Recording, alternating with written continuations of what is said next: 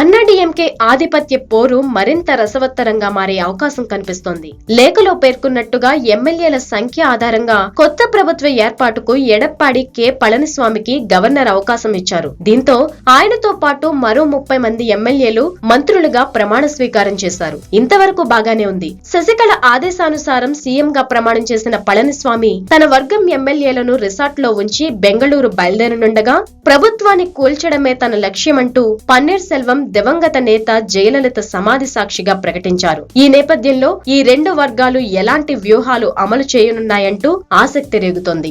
మరోపక్క ఇప్పటికే రిసార్ట్ లోని కొంతమంది ఎమ్మెల్యేలు ఇళ్లకు బయలుదేరారు. నియోజకవర్గాల్లో ప్రవేశించగానే వారికి అసలు పరీక్ష మొదలైంది. పార్టీ కార్యకర్తలు వారి వాహనాలను అడ్డుకున్నారు. వారి కార్లపై శాపనార్థాలు పెడుతూ మట్టిపోశారు. అనంతరం కార్లపై ఉమ్మేశారు. ఈ పరిణామాలతో పళనిస్వామి వర్గం ఎమ్మెల్యేలు బిత్తరపోయారు. ఇప్పుడు ఎటువైపు మొగ్గు చూపాలో తెలియక తల్లడిల్లిపోతున్నారు.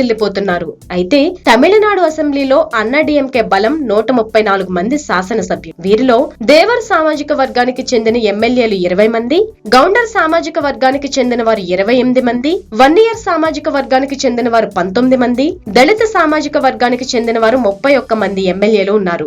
గతంలో జయలలిత, పన్నీర్ సెల్వం మంత్రివర్గాల్లో 12 మంది దేవర్ సామాజిక వర్గానికి చెందిన వారు మంత్రులుగా ఉండేవారు. ఇప్పుడు పళనిస్వామి మంత్రివర్గంలో కూడా ఆ సామాజిక వర్గానికి చెందిన వారి సంఖ్య 11. వీరంతా తొలుత పన్నీర్ సెల్వంకి అండగా నిలబడతారని భావించారు. శశికళ కూడా దేవర్ వర్గానికి చెందిన వారు కావడంతో వారందరూ శశికళకే జైకొట్టారు. అయితే వన్నియర్లతో పాటు దళిత సామాజిక వర్గానికి చెందిన ఎమ్మెల్యేలు పన్నీర్ కు అండగా నిలవనున్నట్టు తెలుస్తోంది.